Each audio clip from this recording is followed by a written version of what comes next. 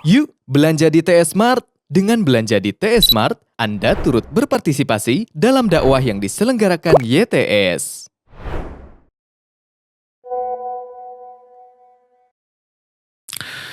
Bismillahirrahmanirrahim. Assalamualaikum warahmatullahi wabarakatuh. Alhamdulillah wassalatu wassalamu ala Rasulillah Muhammad ibn Abdullah wa ala alihi wa ashabihi wa mawalah wa man tabi'ahum bi ihsanin ila yaumil qiyamah. Wa ba'd. Alhamdulillah kembali pagi hari ini kita berjumpa melanjutkan kajian kitab Majalisus Syahri Ramadan, buah karya dari Syekh Muhammad Shalih Al-Utsaimin rahimahullahu ta'ala. Kita sudah menjelaskan tentang tilawah Al-Quran. Tilawah itu artinya membaca, bacaan. Sudah dijelaskan ada dua jenis tilawah. Pertama tilawah lafziyah. Ini sudah berlalu penjelasannya. Tilawah lafziyah adalah membaca Al-Quran secara lafaz. Dibaca dari awal sampai akhir, balik lagi, terus begitu. Keutamaannya sudah dijelaskan, pahalanya sudah diterangkan. Ini tilawah yang pertama. Sekarang tilawah jenis kedua adalah tilawah hukmiyah. Ini yang menjadi tujuan utama diturunkannya Al-Quran. Apa yang dimaksud dengan tilawah hukmiyah? Tilawah secara hukum maknanya adalah tasdiqu akhbarihi wattiba'u ahkamihi fi'lan lil ma'murat wa tarkan lil manhiyat. Tilawah hukmiyah maknanya adalah membenarkan atau percaya, yakin kepada seluruh berita yang ada di dalam Al-Quran. Baik berita masa lalu yang kita tidak lihat. Berita masa lalu tentang kisah para nabi yang lalu beserta musuh-musuh dakwahnya serta akibat yang teralami. Atau kisah orang-orang soleh. Seperti Luqman Al-Hakim diterangkan khusus dalam surah Luqman. Seperti Dzulqarnain. Beliau bukan nabi, tapi diterangkan sebagian kecil kisahnya dalam surah Al-Kahfi. Seperti Ashabul Kahfi diterangkan dalam Al-Quran dalam surah Al-Kahfi dan banyak lagi yang lainnya. Atau orang-orang durhaka seperti Fir'aun, seperti Raja Namrud, seperti pasukan gajah yang akan menghancurkan Ka'bah. Itu semua kisah-kisah masa lalu yang kita tidak saksikan. Tapi diterangkan dalam Al-Quran, wajib kita percayai, wajib kita yakini. Bahwa itu adalah true story, itu kisah nyata. Bukan dongeng, bukan fiktif. Tapi sesuatu yang benar-benar terjadi di masa lalu yang diterangkan oleh Al-Quranul Karim. Ya. Atau perkara-perkara yang akan datang. Kita juga tidak saksikan.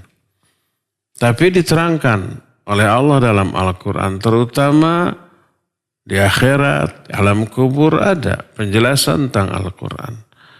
Di akhirat tentang bagaimana orang di padang mahsyar. Bagaimana orang dihisab, dibagi catatan-catatan amal, ditimbang. Bagaimana orang menyeberang sirat sampai akhirnya ke surga atau ke neraka. Bagaimana kondisi di surga, kondisi di neraka tidak kita saksikan. Tapi akan terjadi. Dan itu diterangkan oleh Al-Quran. Makanya wajib untuk kita yakini sekalipun tidak kita saksikan, sekalipun banyak penjelasan yang sama sekali tidak masuk akal. Selama itu diterangkan oleh Al-Quran, wajib kita yakini. Meyakininya, mempercayai termasuk bagian dari tilawah, tapi disebut tilawah hukmiyah. Terus mengikuti hukum-hukumnya. Melaksanakan semua yang diperintahkan di dalamnya dan meninggalkan semua yang dilarangnya. Alias Al-Quran ini diaplikasikan. Al-Quran ini bukan sekedar informasi, bukan sekedar knowledge, bukan sekedar ilmu, bukan sekedar pengetahuan. Tapi ajaran yang wajib diaplikasikan, diwujudkan, diamalkan dalam keseharian kita. Dan ini menjadi tujuan pokok diturunkannya Al-Quran. Dipelajari itu untuk diamalkan, ditelaah untuk diambil pelajaran dan diaplikasikan. Allah berfirman dalam surah Shad ayat ke-29, Kitabun anzalnahu ilaika mubarakun liyadabbaru ayatihi waliyatadzakkaru ulul albab. Kata Allah, inilah kitab Al-Quran yang kami turunkan kepadamu, yang penuh barokah agar manusia menelaah, mempelajari, memahami ayat-ayatnya, dan agar orang-orang yang berakal mengambil pelajaran darinya untuk diaplikasikan. Oleh karena itu, pertama kali ayat atau seluruh Al-Quran ini turun kepada Nabi dan para sahabat, langsung dahulu itu dipelajari isinya, maknanya secara benar, dihafal, lafaz-lafaznya, diaplikasikan isinya. Jadi apa yang mereka hafal dari Al-Quran, dijamin hafalan mereka itu cermin dari ilmu tentang makna dari apa yang mereka hafal, dan dijamin sudah diaplikasikan. Ilmunya itu cermin dari amal. Ilmunya itu selaras dengan amal. Hafalan mereka tentang Al-Quran itu cerminan dari perilaku keseharian mereka. Selaras hafalan, ilmu, dan amal. Sebagaimana diterangkan di dalam hadis yang diterima dari Abu Abdurrahman As-Silmi rahimahullah, seorang tabi'in. Tabi'in itu orang yang hidup setelah Nabi wafat. Para sahabat masih hidup. Ada orang yang baru lahir, tidak berjumpa dengan Nabi SAW. Mereka berjumpa dengan para sahabat Nabi. Belajar Islam kepada para sahabat Nabi. Ini namanya tabi'in. Nah, seorang tabi'in namanya Abu Abdurrahman As-Silmi rahimahullah. Dia menceritakan haddatsana alladzina kanu yuqri'una al-Qur'an, Utsman bin Affan wa Abdullah bin Mas'ud wa ghairuhuma. Annahum kanu idza ta'allamu minan nabi sallallahu alaihi wasallam 10 ayat lam yatajawazuha hatta yata'allamuha wa ma fiha min al-ilmi wal amal. Qalu fata'allamna al-Qur'an wal ilma wal amala jami'an. Telah menceritakan kepada kami orang-orang yang dahulu mengajarkan Quran kepada kami.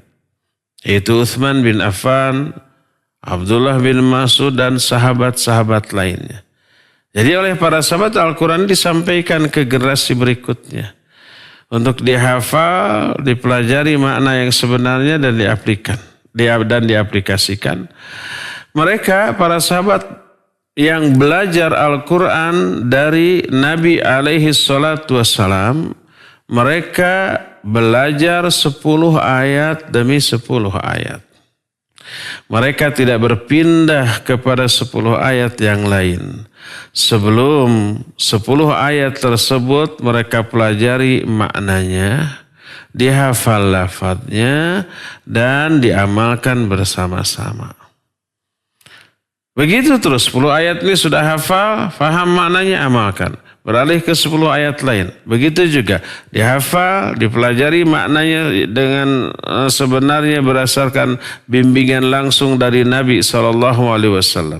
Dan Nabi dibimbing oleh wahyu, oleh Allah Azza wa Jalla. Terus, 3, hafalan, pemahaman, amalan.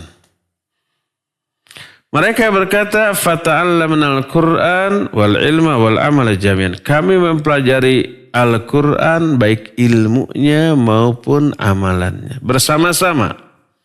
Dan inilah jenis tilawah yang menjadi penyebab pokok orang bahagia atau binasa di akhirat. Allah berfirman dalam Al-Quran surat Thaha ayat 123. Ayat 123 Allah berfirman, fa imma ya'tiyannakum minni hudan famanittaba'a hudaya fala yadhillu wa la yashqa wa man a'rada an dzikri fa inna lahu ma'isyatan donka wa nahsyuruhu yaumal qiyamati a'ma qala rabbi lima hasyartani a'ma wa qad kuntu basira qala kadzalika tatska ayatuna fanasitaha wa kadzalika yauma tunsa. Kata Allah Azza wa Jalla, bila datang kepada kalian petunjuk dari aku, dari Allah, yaitu Al-Quran. Maka siapa orang yang mengikuti petunjuk aku, yaitu Al-Quran, fala yadhillu, dia tidak akan sesat di dunia, wala yashqa, dan tidak akan binasa di akhirat. Dia di dunia tidak akan sesat sebab dapat petunjuk dari Al-Quran. Berarti dia di atas syiratal mustaqim, di atas jalan yang lurus. Sebab salah satu makna syiratal mustaqim adalah Al-Quran. Rasul SAW bersabda, inna hadzal Quran wa hablullahil matin wa huwa dzikrul hakim wa huwa syiratul mustaqim. Al-Quran ini tali Allah yang kuat, peringatan Allah yang bijaksana, dan jalan Allah yang lurus, syiratal mustaqim. Jadi siapa yang mengikuti petunjuk aku, yaitu Al-Quran, fala yadhillu, dia tidak akan sesat di dunia, wala yashqa, dan tidak akan binasa di akhirat. Dia selamat ketika di alam kubur, ya, bisa menjawab pertanyaan di alam kubur, tidak memperoleh azab kubur, bahkan memperoleh nikmat kubur. Selamat kondisinya ketika di alam mahsyar yang membuat orang-orang kebanyakan menderita. Dia selamat, dapat naungan dari arasy Allah Azza wa Jalla. Selamat ketika dibagi catatan amal, dia dapat dari sebelah kanan. Ketika dibuka, dia sumring, ha'u muqra'u kitabiyah. Baca nih catatan amal saya. Bangga dia. Bagus semua catatannya. Ya. Ketika ditimbang, dia sumringah karena lebih berat kepada amal kebaikan. Ketika menyeberang sirat, dia bisa menyeberang dengan selamat, bisa secepat kilat sampai berakhir di surga. Itu orang yang mengikuti petunjuk Allah, yaitu Al-Quran. Diaplikasikan, bukan sekedar dihafal, difahami, sudah dianggap sebagai salah satu disiplin ilmu yang tidak diamalkan. Enggak begitu Quran itu. Justru tujuan utamanya difahami, dipelajari itu untuk diaplikasikan. Wa man a'rada an dzikri, siapa orang yang berpaling dari peringatan aku. Peringatanku ini yaitu Al-Quran juga. Selain berisi petunjuk, juga berisi peringatan. Basyira wa nadhira. Pemberi kabar gembira dan pemberi peringatan. Al-Quran. Siapa orang yang berpaling dari peringatanku, fa inna lahu ma'isyatan donka. Bagi dia akan diberikan kehidupan yang sumpek, yang sempit. Ini di dunia. Dan di alam kubur. Nanti kita jelaskan hadisnya. Wa nahsyuruhu yaumal qiyamati a'ma, dan kami kumpulkan dia pada hari kiamat dalam keadaan buta. Dalam keadaan buta tuh. Padahal waktu di dunia melek, melihat.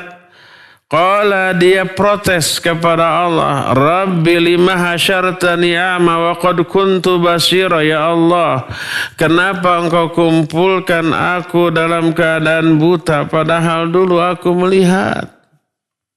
Apa jawaban dari Allah? Qala, Allah menjawab, kadzalika atatska ayatuna fanasitaha. Demikianlah telah datang kepadamu ayat-ayat kami, tapi kamu mengabaikannya, kamu melupakannya, kamu melalaikannya.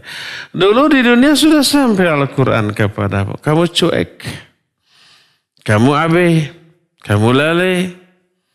Wa kadzalika al-yauma tunsa. Demikian juga kamu ini sekarang diabaikan, dilupakan, dihinakan, dicuekkan. Salah satunya dalam bentuk dibutakan pada hari kiamat. Al-jaza'u min jinsil amal. Nih, Al-Quran surah Toha ayat 123 sampai 127. Berkata Syekh Al-Utsaimin rahimahullah, ketika menerangkan ayat ini, fabayyanallahu fi hadhil ayatil karimah thawabal muttabi'ina lihudahu alladhi awhahu ila rusulih wa a'zamuha hadzal Qur'anul azim wa bayyana iqabal mu'ridina anhu amma thawabul muttabi'ina lahu fala yadhilluna wa la yashqaun. Wa nafyu dhalal wa syaq anhum yatadammanu kamal al-hidayah wa sa'adah fid dunya wal akhirah. Wa amma iqabul mu'ridina anhu al-mutakabbirina 'anil amali bihi fahuwa syiqa' wa dhalal fid dunya wal akhirah. Di dalam ayat yang mulia ini Allah menjelaskan pahala bagi orang-orang yang mengikuti petunjuknya yang Allah wahyukan kepada para rasulnya. Dan wahyu terbesarlah Al-Quranul Azim. Juga menjelaskan siksaan bagi orang-orang yang berpaling dari Al-Quran. Adapun pahala orang-orang yang mengikuti dua. Di dunia, di akhirat. Di dunia tidak akan sesat dan di akhirat tidak akan binasa. Tidak sesat dan tidak binasa itu mencakup disebabkan karena kesempurnaan hidayah dan kebahagiaan dunia akhirat. Adapun siksa bagi orang-orang yang berpaling, takabur dari mengamalkannya, tidak sempat untuk mempelajarinya apalagi mengamalkannya, maka dia akan binasa, sesat dunia dan akhirat. Fa inna lahum ma'isyatan dongka, bagi mereka ada kehidupan yang sempit di dunia. Di dunianya banyak resah, banyak gelisah, banyak masalah, risau dan galau, tidak tenang dan tidak nyaman. Karena tidak terterangi oleh cahaya Al-Quran. Karena tidak ternyamankan oleh keteduhan dan kesejukan Al-Quranul Karim. Yang ada dalam pikiran mereka makan, minum, syahwat. Makan, minum, syahwat. Harta, tahta, jabatan, kekuasaan. Itu akhirat nggak difikirkan. Apa sih bedanya dengan binatang? Binatang hidup hanya untuk memenuhi kebutuhan pokok dia sebagai makhluk hidup. Makan, minum, tidur, syahwat. Sudah, hanya itu. Manusia lebih lagi. Apa lebihnya? Ada ingin pengakuan, ingin apresiasi, ingin sanjungan, ingin pujian, ingin pengakuan dari sesama manusia, dan seterusnya. Untuk itulah mereka mengejar jabatan. Untuk itu mereka mengejar kekuasaan. Untuk itulah mereka mengejar tahta. Dan sejenisnya itu. Segala macam dilakukan. Ya. Lebih sesat daripada binatang. Binatang tidak membutuhkan pujian dari sesamanya.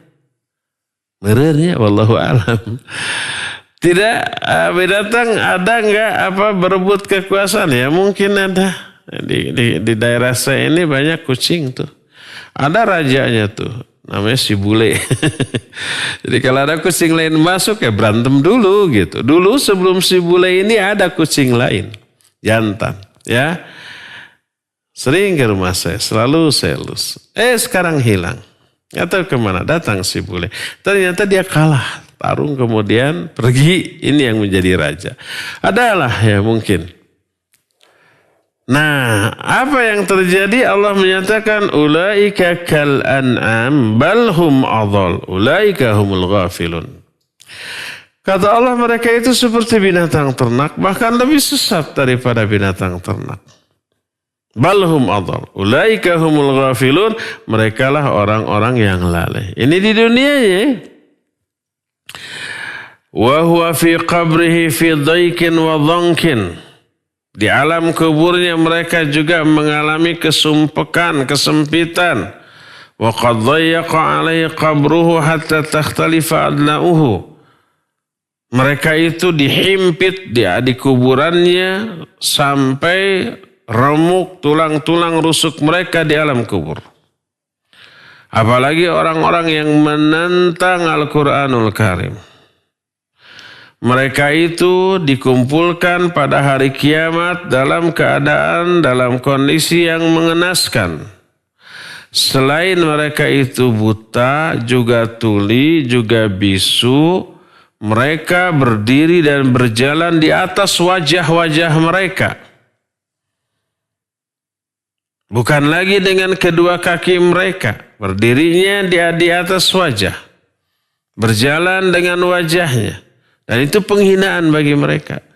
Wajah bagian yang paling dimuliakan oleh manusia ketika di dunia, makanya disimpan di bagian yang paling atas. Tapi di akhirat, orang-orang yang menentang Al-Quran itu dibalik berjalannya dengan wajah. Terus buta, tuli, bisu, bayangkan. Al-Quran menjelaskan tentang hal ini dalam surah Al-Isra ayat 97. Wa nahsyuruhum yawmal qiyamati ala wujuhihim umyan wa bukman wa summan ma'wahum jahannam. Kullama khabat zidnahum sa'ira. Kami kumpulkan mereka pada hari kiamat dengan berdiri berjalan di atas wajah-wajah mereka dalam keadaan buta, tuli dan juga bisu. Tempat mereka di neraka jahanam. Setiap kali apinya mengecil, kami tambah lagi nyalanya lebih dahsyat daripada sebelumnya. Ketika para sahabat mendengar ayat ini bertanya kepada Rasul sallallahu alaihi wasallam, "Kaifa yaqumuna ala wujuhihim wa yamshuna bihi?"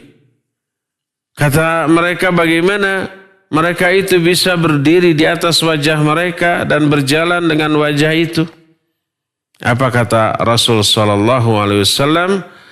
Allahul ladzi yumshihim 'alal aqdam fid dunya wa huwa qadirun 'ala ayyumshiyahum 'ala wujuhim yaumal qiyamah. Allah yang mampu membuat manusia bisa berjalan dengan kedua kaki di dunia, dia pun pasti mampu membuat orang berjalan kaki dengan wajahnya di akhirat. Kalau kita yang membuatnya, ya nggak akan bisa.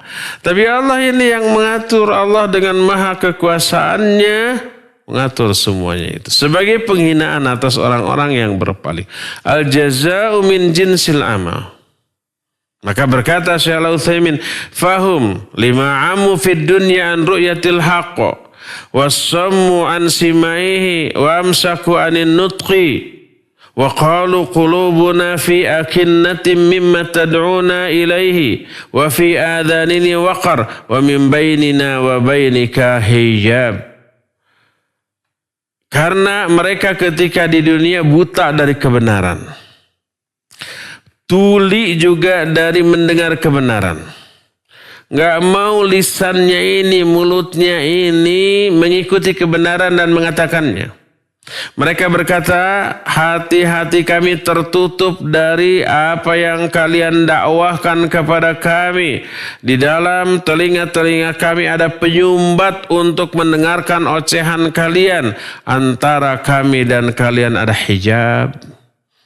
Jadi ketika didakwahi menentang. Seolah-olah dia memang tuli dari kebenaran. Dia buta dari kebenaran. Dia juga bisu dari kebenaran. Jazahumullahu fil akhirah bimithli ma kanu alaihi fid dunya. Allah membalas mereka di akhirat seperti sikap mereka di dunia kepada Al-Quranul Karim. Mereka buta, tuli, bisu dari Al-Quran. Nggak mau melihat Al-Quran dan kebenaran yang ada di dalamnya. Tidak mau mendengarkan penerangan dari Al-Quran. Dan tidak mau mengatakan kebenaran yang ada dalam isi Al-Quran. Mereka menyia-nyiakan Al-Quran. Tidak mau membacanya, tidak mau mempelajarinya. Jangankan mengupas isinya, cara bacanya aja nggak tahu. Kalau ngakunya muslim atau muslimah, mereka menyia-nyiakan Al-Quran. Makanya mereka disia-siakan di akhirat. Al-jaza min jinsil amal. Balasan itu akan disesuaikan dengan jenis amalan. Jenis amalan di dunia menyia-nyiakan Al-Quran, melupakan Al-Quran, melalaikan, mengabaikan, nanti mereka juga diabaikan. Allah berfirman, qala rabbi lima hasyartani a'ma wa qad kuntu basira. Mereka berkata, ya Allah, kenapa engkau kumpulkan kami dalam keadaan buta? Apa kata Allah? Qala kadzalika atatska ayatuna fanasita fakadzalika yaumul tunsa. Demikianlah karena dulu kalian telah datang kepada kalian ayat-ayat kami Al-Quran, tapi kalian abaikan, kalian lupakan, kalian lalaikan. Maka demikian pula pada hari ini kalian diabaikan. Jazaa wifaqa, balasan yang setimpal. Wa man jaa bis-sayyi'ah fala yujzal ladzina amilu sayyi'at illa ma kanu ya'malun. Siapa orang yang melakukan keburukan, maka tidaklah mereka yang melakukan keburukan itu akan dibalas kecuali dengan keburukan yang setimpal seburuk amal yang mereka lakukan di dunia. Itu ayat-ayat Al-Quran yang menjelaskan bagaimana balasan bagi orang yang bersikap kepada Al-Quran. Bersikap bagus, merespon, menerima, memahami, mengaplikasikan, diberi balasan yang bagus. Sikapnya, responnya buruk, menolak, cuek, mengabaikan, melalaikan, maka balasannya setimpal dengan sikapnya. Di dalam Sahih Bukhari, hadis diterima dari Samurah bin Jundub radhiyallahu an. Hadis ini mengerikan. Bukan mengerikan hadis, tetapi apa yang dijelaskan oleh Nabi SAW dalam hadis ini membuat bulu kuduk kita merinding. Kata Samurah bin Jundub, anna Nabiya alaihi salatu wassalam kana idha shalla salatan wa fil lafzi salatal ghadah aqbala alaina biwajhi. Faqala man ra'a minkumul laylata ru'ya. Qala fa in ra'a ahadun qassaha. Fayaqulu ma sya'allahu fasa'alana yawman faqal hal ra'a ahadum minkum ru'ya qulna la qal lakinni ra'aitu al-layla rajulain atayan. Kata Samurah bin Jundub, Nabi SAW apabila sudah selesai melakukan sholat, dalam riwayat lain ditegaskan sholat subuh, seusai sholat subuh, beliau menghadapkan wajahnya kepada kami. Lalu suka bertanya, adakah di antara kalian yang tadi malam bermimpi? Kalau ada, ceritakan. Lalu beliau memberi tausiah sebagaimana yang Allah kehendaki. Itu selalu tuh setiap subuh. Makanya dari sini sebagian ulama menyatakan sunnah ba'da subuh ada tausiah. Sekarang ini disebut dengan sebutan kultum. Asal katanya sih kuliah 7 menit, tapi sering diplesetkan kuliah terserah antum jadi 2 jam gitu ya.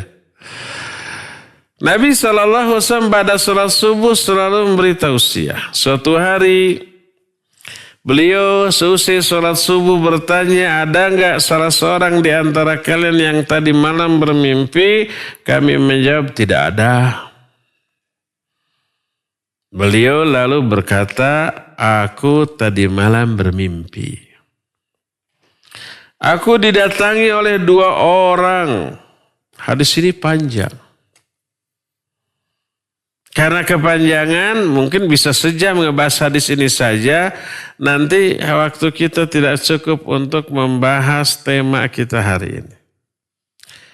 Kita langsung fokus ke kalimat yang ada kaitannya dengan tema kita, yaitu mengaplikasikan Al-Quran.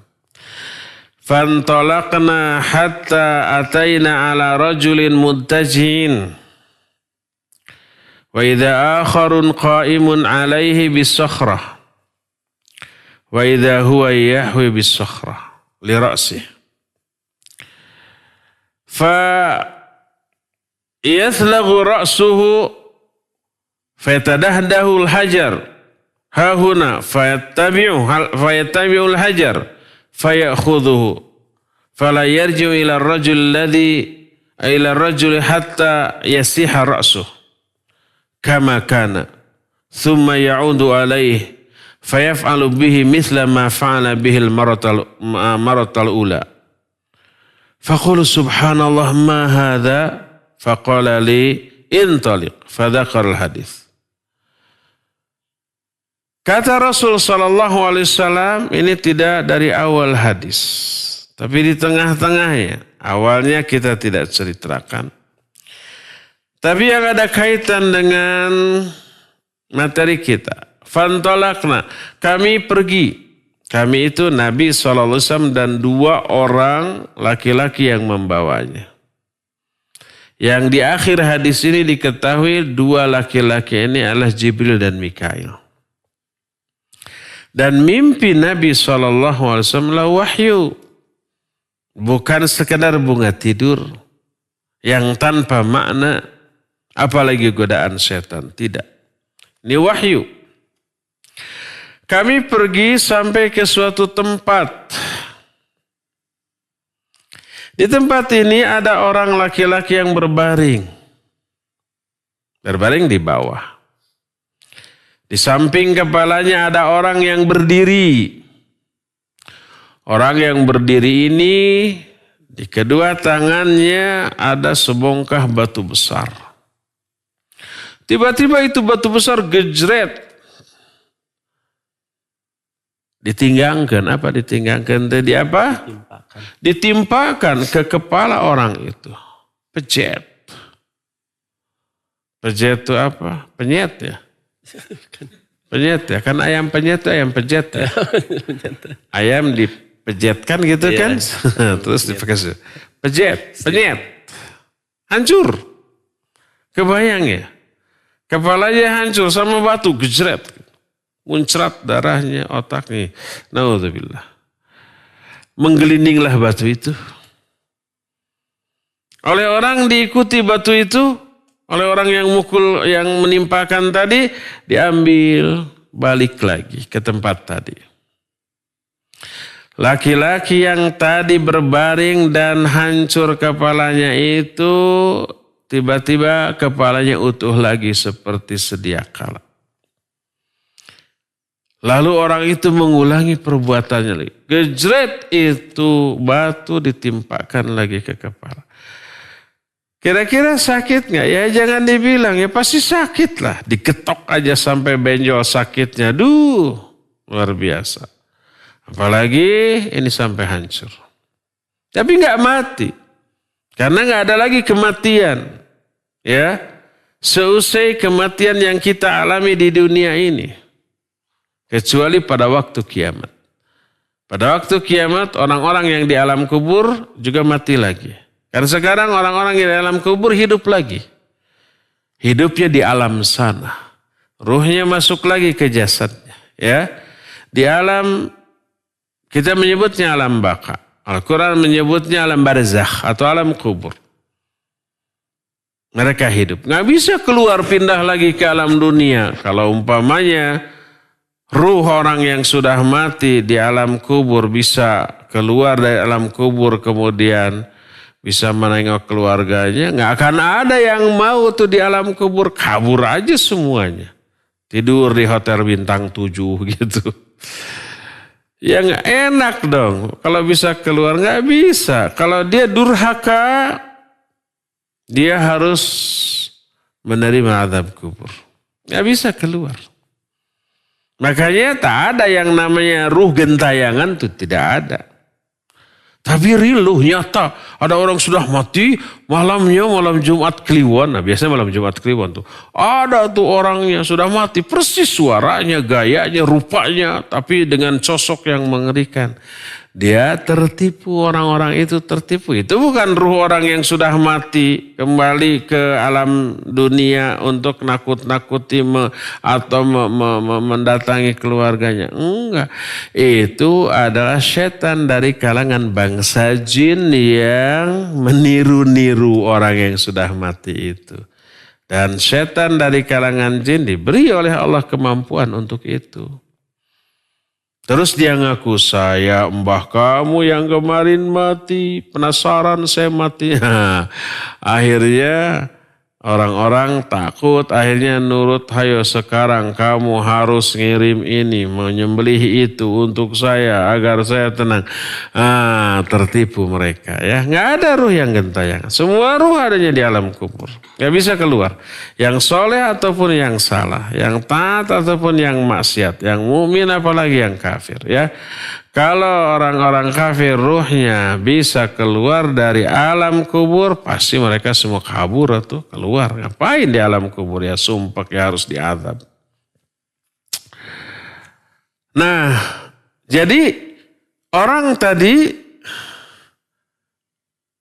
ditimpa kepalanya sama batu sampai pecet. Terus menggelinding lagi, diambil lagi ya. Balik lagi ke tempat tadi, kepalanya sudah utuh. Kemudian gejret lagi. Begitu terus, sakitnya luar biasa. Melihat begitu Nabi SAW berkata, Subhanallah ma hadza. Subhanallah, apa ini? Kedua orang yang membawanya, yaitu malaikat Jibril dan Mikail, sudah pergi saja. Kita ke tempat lain. Lalu pergi ke tempat lain. Di tempat lain melihat peristiwa-peristiwa lain yang juga tak kalah mengerikannya. Kita tidak bahas itu. Yang dibahas kasus ini nih. Orang yang berbaring kemudian ditimpa kepalanya dengan batu besar sampai pecet. Ya, itu fokusnya. Lalu setelah semua perjalanan Nabi dan malaikat Jibril Mikail ini selesai, lalu semua peristiwa tadi diterangkan. Lalu berkata Jibril, Ammar rajul ladzi ataita alaihi yathlaghu ra'sahu bil hajar fahuwa rajul ladzi yakhudhul Qur'an fayarfudhuhu wa yanamu 'anis salatil maktubah. Kata malaikat Jibril, adapun lelaki yang kamu datangi tadi, kepalanya ditimpa dengan batu yang besar, berulang kali. Itu adalah orang yang mengambil Al-Quran. Tapi menentang isinya. Dia tidur dari sholat yang wajib. Dia tidak melaksanakan isi Al-Quran dan melanggar apa yang dilarang oleh Al-Quran. Dia akan mengalami itu di alam kuburnya sampai kiamat. Jadi alam kuburnya orang-orang yang tidak mengamalkan isi Al-Quran itu seperti itu tuh. Dia berbaring, timpa sampai pecet, menggelinding. Pas balik lagi, utuh lagi, timpa lagi, menggelinding. Begitu terus, sakitnya nggak ketulungan. Ya, jadi ini salah satu di antara azab yang akan Allah timpakan kepada orang yang mengabaikan Al-Quranul Karim. Ya. Para pendengar dan pemirsa, kisah ini masih agak panjang dan penjelasan ini perlu kita lanjutkan untuk satu kali pertemuan lagi esok. Sekarang ini waktu untuk menjelaskan sudah habis. Tinggal tersisa waktu untuk tanya jawab. Kita cukupkan dulu ya sampai di sini. Lanjutannya akan kita teruskan esok hari, waktu yang sama, gelombang yang sama ya. Taib, kita masuki sesi tanya jawab dan untuk memandu tanya jawab ini dipersilakan kepada Cepi Septina untuk memandunya. Wa sallallahu ala nabiyina Muhammadin wa ala alihi wasallam. Mangga Kang Cepi. Ya, syukran Ustaz atas pemaparan materi yang disampaikan. Baik, khotimah razani Allah wa iyyakum para pendengar dan pemirsa dimanapun antum berada, kami membuka sesi tanya jawab. Bagi antum yang akan bertanya langsung, silahkan bisa bertanya melalui line telepon di nomor 022 86862637 atau bisa melalui nomor pesan singkat ke nomor 081122771476. Dan kita angkat penelpon pertama. Ya, silahkan. Sudah masuk. Halo. Assalamualaikum warahmatullahi wabarakatuh. Waalaikumsalam warahmatullahi wabarakatuh. Dengan Bapak siapa di mana? Dengan Pak Kasdi di Tanjung Raja, Lampung Utara. Pak Sabdi di Ya, Tanjung silakan, Raja. Pak. Silakan, Bapak. Assalamualaikum warahmatullahi wabarakatuh, Pak Ustaz. Waalaikumsalam warahmatullahi wabarakatuh. Begini Pak Ustaz, saya ingin bertanya tentang membaca Al-Quran. Iya. Ada yang membaca Al-Quran itu 1 juz, 1 jam. Ada yang hanya setengah jam. Itu pahalanya besar mana Pak Ustaz? Mohon pencerahannya. Assalamualaikum warahmatullahi wabarakatuh. Waalaikumsalam warahmatullahi wabarakatuh. Orang baca Al-Quran ada yang 1 juz 1 jam, ada yang 1 juz setengah jam gitu ya. Jumlah yang dibaca sama, cuma waktunya ada yang ngebut sampai setengah jam beres, ada yang normal 1 jam baru selesai. Mana ya pahala yang lebih baik, yang lebih banyak pahala? Ya, barakallahu fiik.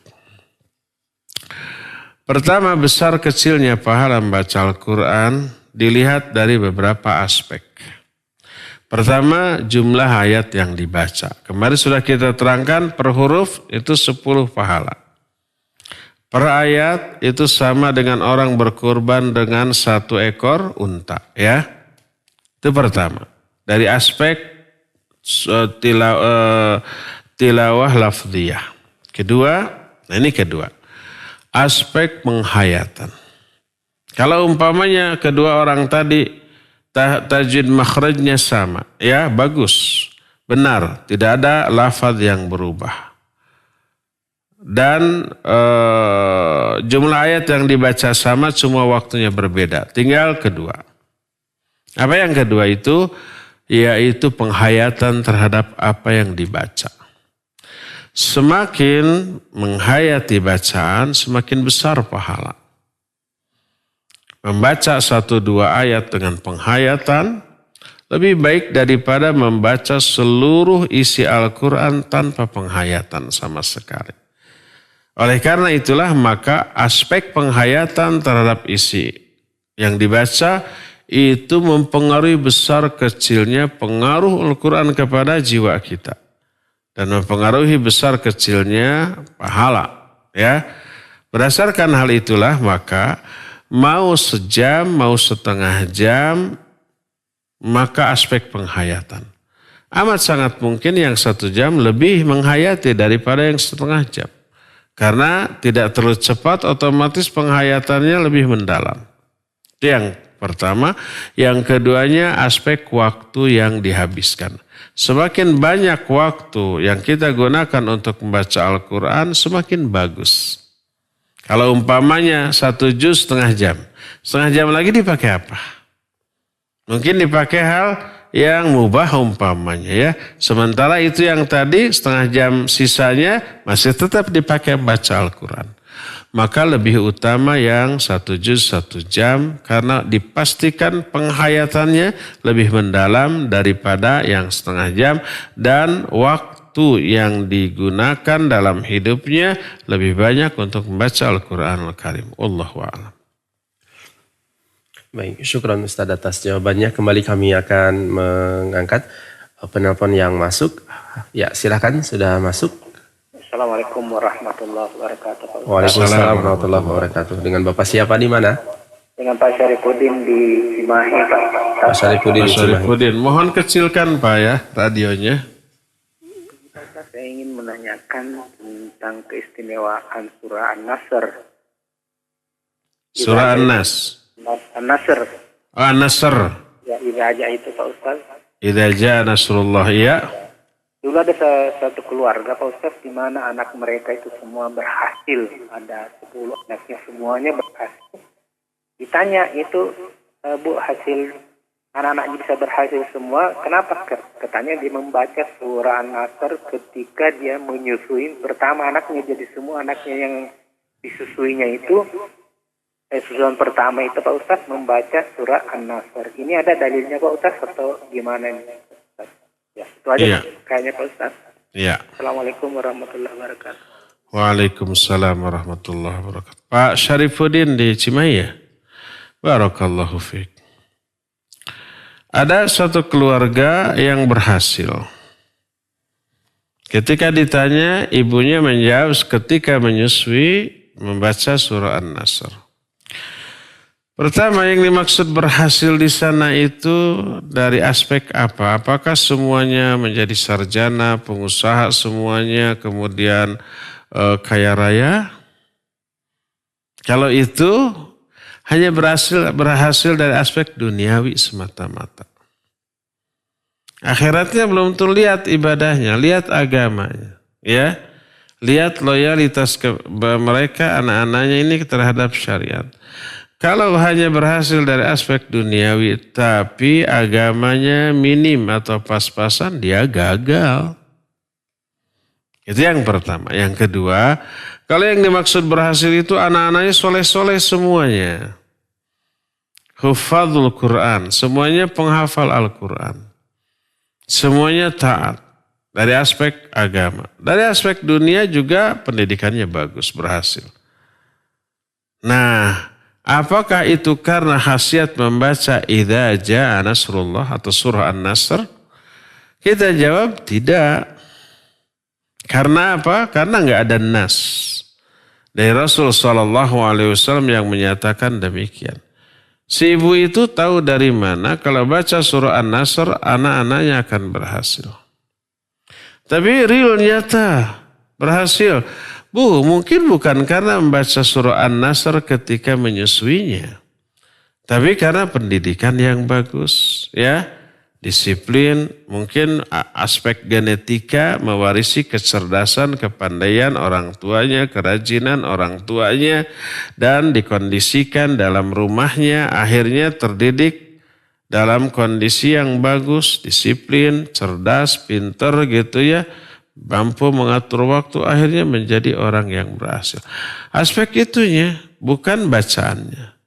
Adapun kalau memastikan atau meyakini atau minimal menduga kuat bahwa itu karena bacaan surah An-Nasr, itu perlu dalil. Kalau tidak ada dalil, dia hanya melihat arti idza jaa nasrullahi wal fath, apabila datang kemenangan kepada kamu, pertolongan Allah dan kemenangan, ya. Ra'aitan nas yadkhuluna fi dinillahi afwaja. Kamu lihat orang-orang berbondong-bondong masuk agama Islam.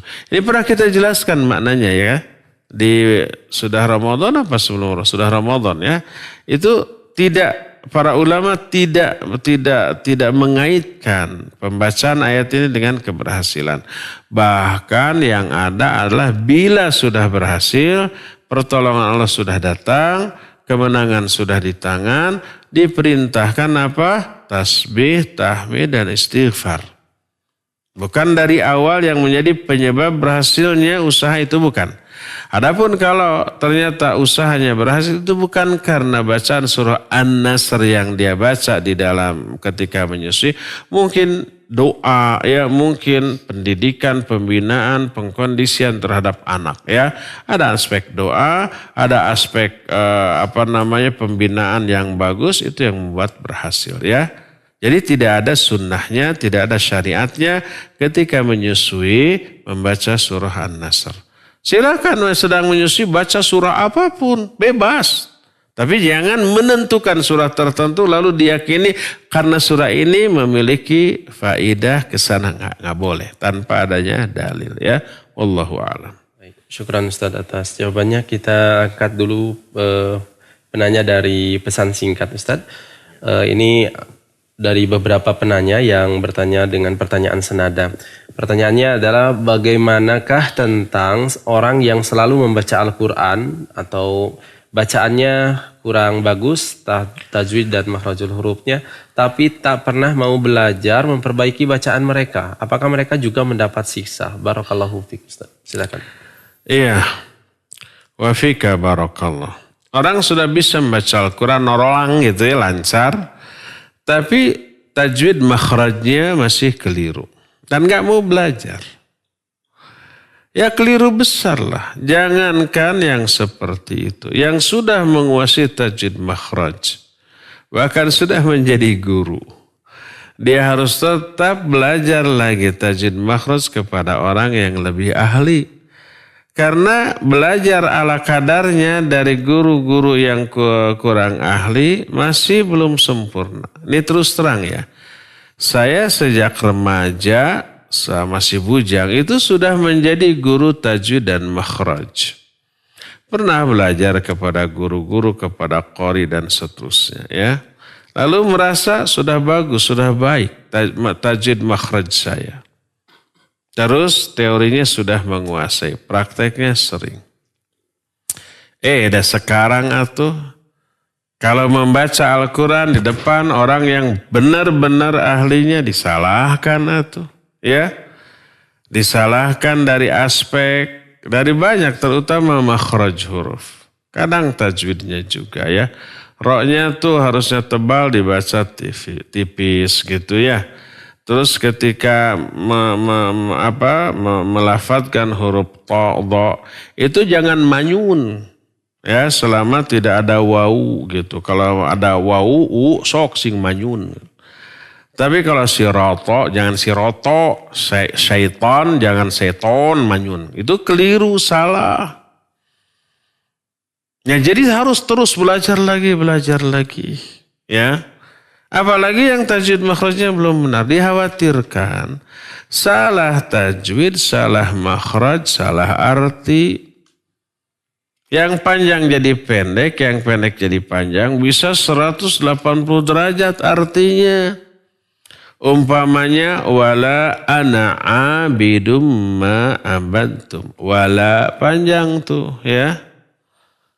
Lalu dibaca pendek, wala ana abidum ma'abatum, la panjang artinya tidak, aku tidak menyembah Tuhan yang kalian sembah. Tapi kalau la-nya pendek, wala ana abidum ma'abatum, artinya saya pasti menyembah Tuhan yang kamu sembah. Harusnya tidak, ini pasti kan 180 derajat itu salahnya ya. Harusnya la ilaha illallah. La-nya panjang. Ini dibaca pendek. La ilaha illallah. Kan sering orang gitu ya. Kalau la-nya dibaca pendek disebut lam taukid, maknanya adalah pasti. La ilaha illallah, pasti ada ilah selain Allah. Bertolak belakang. Ya. Itu salah apa? Tajwid. Ada yang salah makhraj. Umpamanya fasholli li rabbika, harusnya wanhar. Ini dibaca fasholli li rabbika wanhar. Salatlah kamu demi Rabbmu wanhar, dan bentaklah. Keliru. Harusnya wanhar, dan menyembelihlah, berkurbanlah. Tentang Idul Adha ini. Fasholli, salatlah kamu li rabbika, demi Rabbmu, untuk Allah, wanhar, dan menyembelih. Ini dibaca wanhar. Wa ammas sa'ila falah, harusnya tanhar. Adapun orang yang meminta, jangan kamu bentak. Ini dibaca wa ammas sa'ila fala tanhar. Adapun para orang-orang yang meminta, jangan kamu sembelih. Lihat contoh salah makhraj, salah tajwid bisa apa? Berubah arti. Kalau tidak belajar lagi, banyak keliru, banyak merubah arti. Wajib belajar lagi ya. Maka orang-orang yang tajwid makhrajnya masih kurang, coba belajar tahsin. Di kita ada program ya, program tahsin Al-Quran baik untuk ikhwan ataupun untuk akhwat. Coba ikut ya. Jangan sampai merasa cukup dengan yang ada, terlebih yang ada ini super kurang dan masih banyak salah dan keliru. Belajarlah ya. Wallahu a'lam. Ya. Baik, syukuran Ustaz atas jawabannya. Kita akan kembali mengangkat penanya melalui line telepon di nomor 0286862637. Ya, silakan sudah masuk. Assalamualaikum warahmatullahi wabarakatuh. Waalaikumsalam warahmatullahi wabarakatuh. Pak Dudung dikecilkan. Oh, Ustaz Abang. Alhamdulillah sawang sulna Pak Dudung. Alhamdulillah Ustaz. Barakallahu Ya fiik. Ustaz, Alhamdulillah. Ya Ustaz, tadi mengulangi pertanyaan yang kemarin yang putus. Ya. Mudah-mudahan sekarang tidak putus. Amin. Tausiah kemarin dijelaskan bahwa bacaan surah Yasin kepada orang sakit atau orang yang sedang sakarat juga kepada orang sudah meninggal hadisnya doib. Yang menjadi pertanyaan, mohon dijelaskan bacaan apa saja apabila kita sedang menunggu. Iya, kembali Pak Dudung ya mati. Tapi sudah ketangkap apa bacaan yang harus dilakukan ketika menunggu Orang yang mungkin menunggu orang yang sakit Atau yang atau menunggu orang yang sudah meninggal sebelum dikuburkan mungkin gitu ya. Ya.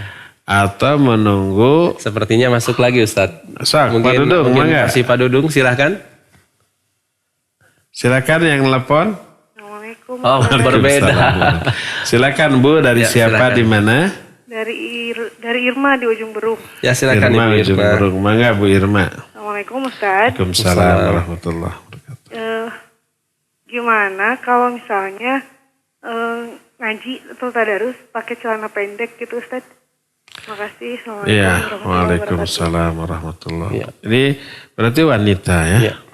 Baik, barakallahu fiik. Jangankan wanita, kita aja yang laki-laki nggak berani membaca Al-Quran memakai celana pendek atau memakai hanya kaos singlet, ya. Karena Al-Quran kalamullah. Ada adab ketika membacanya.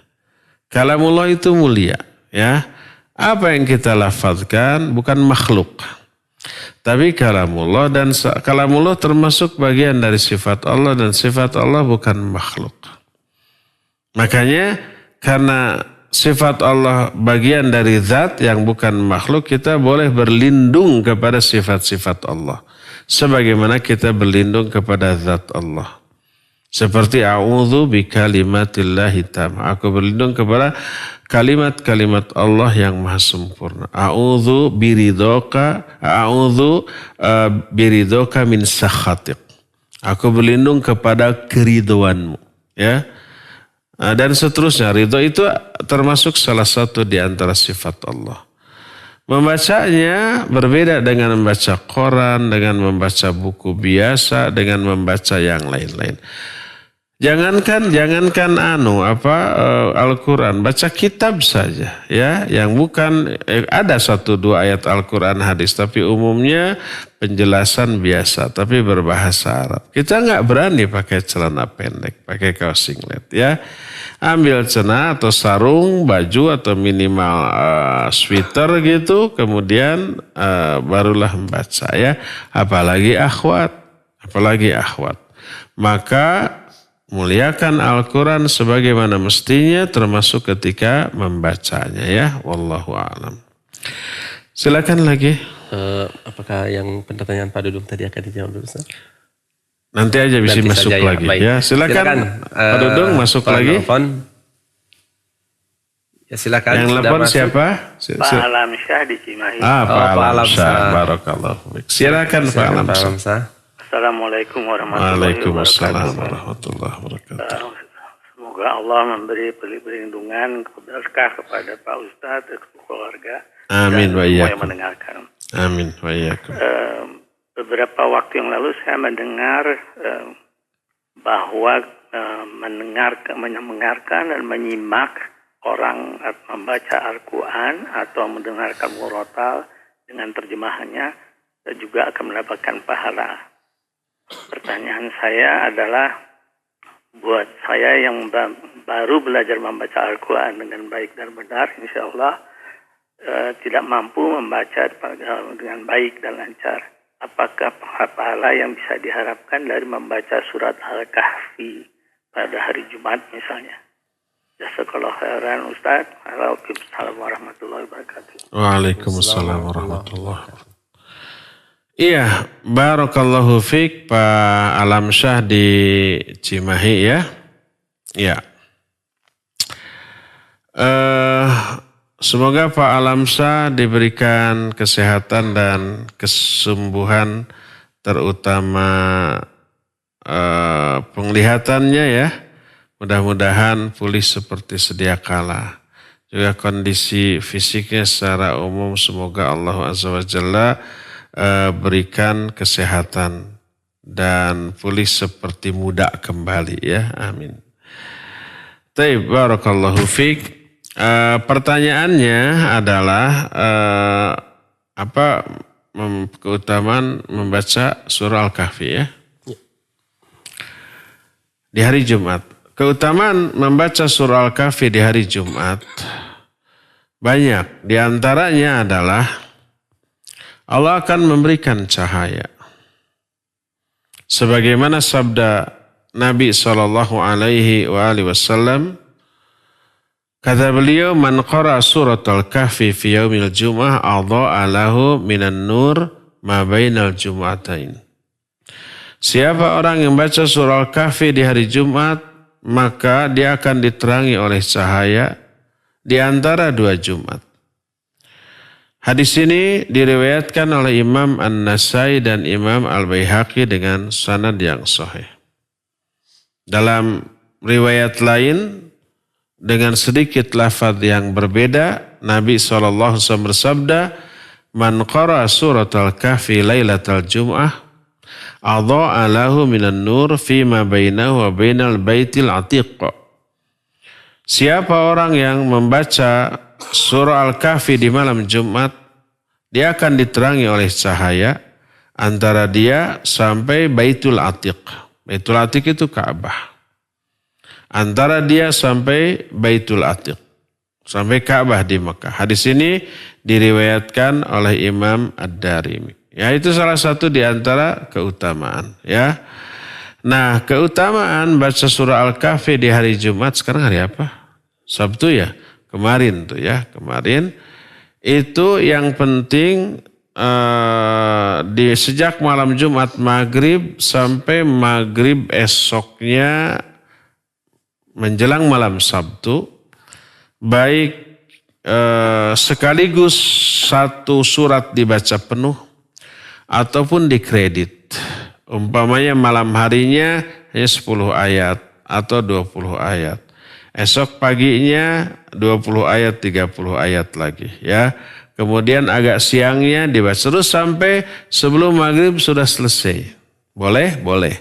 Boleh juga dibaca di luar sholat ataupun dibaca di dalam sholat. Ya. Sejak umpama ini malam Jumat ini maghribnya membaca surah Al-Kahfi. Ya. Tapi enggak semuanya. Paling 10 ayat, 20 ayat. Isyanya juga begitu. Subuhnya begitu. Atau tahajudnya begitu.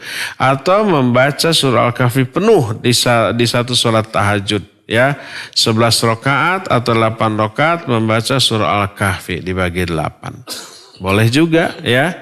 Itu dibolehkan dan faidahnya adalah diberikan cahaya di antara dua Jumat. Wallahu a'lam bishawab. Silakan. Syukran Ustadz atas jawabannya. Kita beralih dulu ke penanya melalui pesan singkat Ustadz. Dari Riana di Cimahi.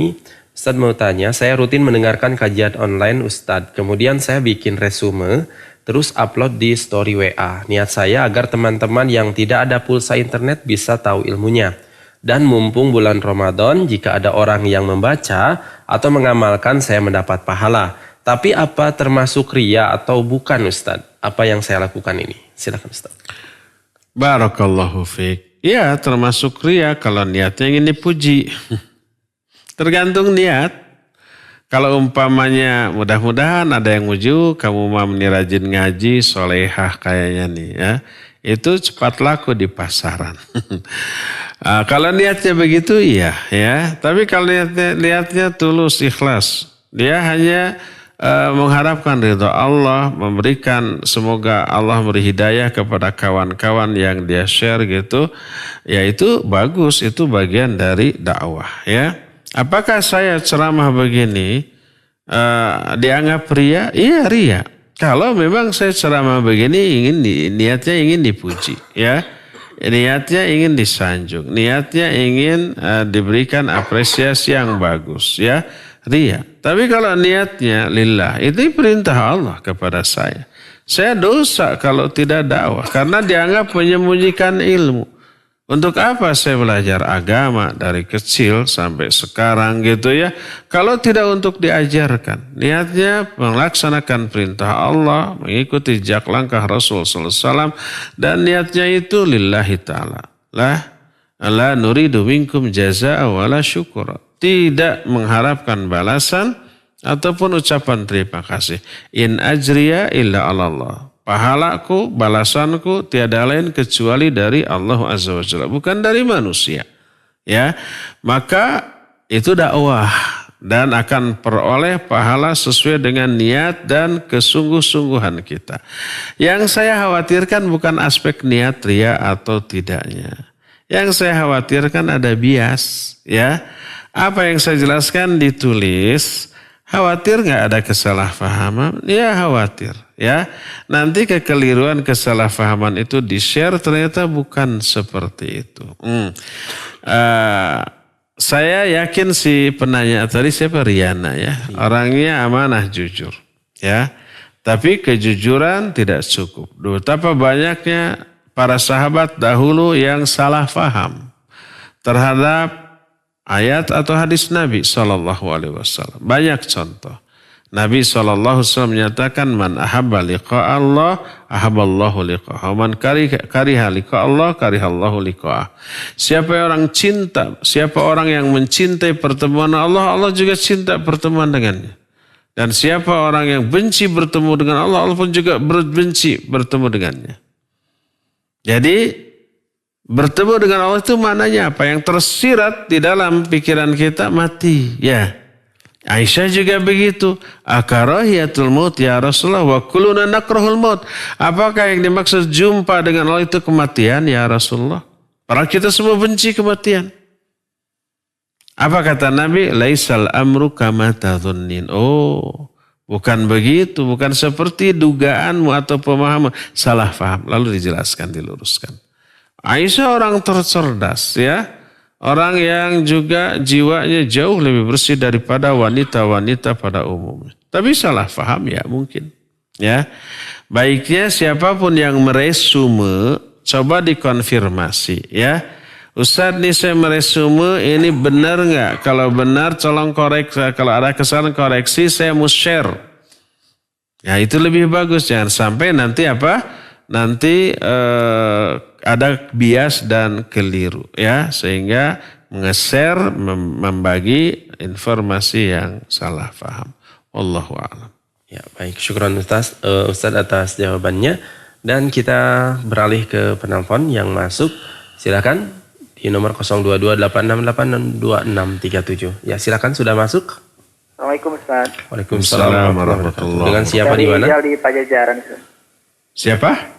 Rijal di Pajajaran. Rijal. Rijal. Silakan. Ustaz.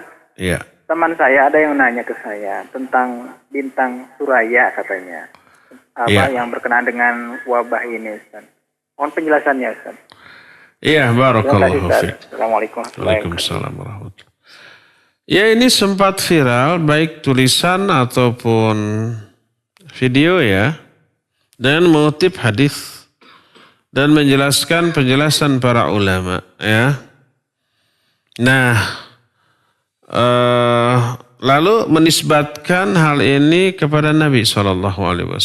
Lalu diyakini bahwa pandemi COVID-19 akan segera berakhir dengan munculnya bintang Suraya tadi ya. Dan ini sempat viral, masuk ke HP saya juga, ke HP para ustadz. Lalu para asatid ini karena punya grup membicarakan masalah ini dan menelaahnya secara ilmiah. Kalau benar ya didukung. Kalau keliru diluruskan kekeliruannya. Ternyata hasil penelaahan adalah keliru besar. Hadis itu pertama dhaif. Yang kedua, kalau toh sahih ya, yang dimaksud adalah bukan wabah pandemi yang menyerang manusia. Ada penjelasan para ulama, maknanya adalah wabah hama penyakit. Wabah hama penyakit tumbuh-tumbuhan. Pohon-pohon kurma yang saat itu terserang wabah dan itu akan terangkat dengan munculnya bintang Thuraya tadi. Ya, itu bantahan ilmiah baik tulisan ataupun rekaman ya itu sudah ada, sudah dibagikan, sudah muncul dan sudah kita share semampu kita ya. Siapa yang menginginkan bantahan ini secara ilmiah baik tulisan ataupun rekaman, silakan nanti menghubungi, karena ini panjang ya, bisa menghubungi saya secara japri, bisa menghubungi radio, nanti kita akan kirim videonya ataupun tulisannya ya. Yang jelas tidak benar adanya bintang Suraya sebagai tanda akan berakhirnya pandemi COVID-19 ini. 19 ini kebanyakan 19 ini ya, silakan nanti minta. Wallahu a'lam bishawab. Ya, syukran Ustaz atas jawabannya. Terakhir ya. Baik, kita akan penelpon terakhir. Silakan sudah masuk. Assalamualaikum warahmatullahi wabarakatuh. Iya, Pak Duduk. Iya, mudah-mudahan sekarang pertanyaannya tadi langsung to the point. Iya. Pertanyaannya Ustaz, mohon dijelaskan bacaan apa saja apabila kita sedang menunggu jenazah yang sudah meninggal. Iya. Apakah boleh membaca sholawat atau diam saja, tidak membaca apa-apa? Hanya itu Ustaz yang pertanyaannya. Iya. Mohon dijelaskan. Assalamualaikum warahmatullahi wabarakatuh. Waalaikumsalam warahmatullahi wabarakatuh. Ya, Pak Dudung sudah ketebak pertanyaannya ya. Sebenarnya pertanyaan ini kemarin sudah ada yang mengajukan ya. Apa yang harus kita lakukan ketika menunggu jenazah dikebumikan? Umpamanya meninggalnya sore hari, tidak mungkin umpamanya malam itu dikuburkan, apalagi hujan umpamanya. Jadi di esok hari kan. Apa yang harus dilakukan ya? Yang sudah kita terangkan, lakukan 3 hal. Pertama, memandikan dulu ya. Kecuali kalau yang kena COVID-19 ya dimandikannya harus oleh orang khusus dengan pakaian khusus. Gak bisa sembarang orang, nanti terkena lah. Jadi mandikan, dikafani, lalu sholatkan ya. Sebanyak mungkin orang. Walaupun umpamanya sudah disolatkan oleh rombongan pertama, datang lagi orang lain yang belum menyolatkan. Dia boleh menyolatkannya, berjamaah dengan yang ada. Kalau nggak ada orang lain hanya sendiri, ya boleh sendiri. Ya, boleh ngajak orang yang sudah sholat untuk menyolatkan lagi, boleh 2 kali boleh untuk menyolatkannya ya. Nah, itu yang kita harus lakukan. Setelah itu, setelah beres ya, tidak ada syariat apapun lagi menunggu dikebumikan. Boleh nggak mendoakan? Boleh mendoakan. Cuma mendoakan tidak harus di hadapan si mayit. Apalagi menghadap ke mayit dengan tidak menghadap kiblat. Kiblatnya dipunggungi, dibelakangi, atau kiblatnya ada sebelah kiri, di sebelah kanan. Mayitnya di depan, lalu mendoakan si mayit di hadapan mayitnya, menghadap ke mayit. Jangan, menghadaplah ke kiblat. Ya, walaupun lebih baik menunggangi, membelakangi mayit, tapi menghadap kiblat ketika berdoa, isinya mendoakan si mayit. Ya, daripada membelakangi kiblat, menghadap si mayit. Jadi ada berdoa menghadap kiblat, bukan menghadap si mayit ya. Termasuk di kuburan, boleh nggak kita berdoa di kuburan? Boleh, tapi menghadaplah kemana? Ke kiblat, jangan menghadap ke mayit ya. Kan sekarang di kuburan itu mayit itu kata orang Sunda nyangirah kakaler. Nyangirah itu mengarahkan sirah itu hulu. Kepala ke arah utara ya, utara selatan tuh, ke utara dan ke selatan. Otomatis kiblatnya itu berada di arah sebaliknya ya. Nah banyak orang berziarah kubur, mendoakan jenazah, menghadap kuburan, membelakangi kiblat. Ini keliru, salah, ya. Lebih baik menghadap kiblat walaupun membelakangi kuburan, ya. Boleh menghadap ke kuburan, tapi kalau kuburan itu berada di arah kiblat, searah dengan kiblat nggak apa-apa, ya. Nah, itulah adab-adab berdoa. Mendoakan boleh sesering mungkin, sebanyak mungkin, tapi tidak harus di hadapan mayitnya. Bisa aja mayitnya umpamanya disimpan, digeletakkan di tengah rumah atau di ruang tamu, kitanya ada di kamar, kemudian berdoa kepada Allah, mendoakan ampunan, rahmat, keridhaan bagi si mayit, boleh. Ya, jangankan itu, mayit di kuburan sudah lama tahunan kita mendoakan mayit di kamar atau di masjid atau di rumah atau di tempat lain, boleh, bagus, dan insya Allah tetap akan sampai, ya. Demikian, wallahu a'lam bissawab. Cukup ya, waktunya sudah habis. Insya Allah kita jumpa kembali esok di waktu dan gelombang yang sama. Subhanakallahumma bihamdik, asyhadu an la ilaha illa anta, astaghfiruka wa atubu ilaik, walhamdulillahi rabbil alamin. Wa sallallahu ala nabiyina Muhammadin wa ala alihi wa ashabihi wasallam. Wassalamualaikum warahmatullahi wabarakatuh.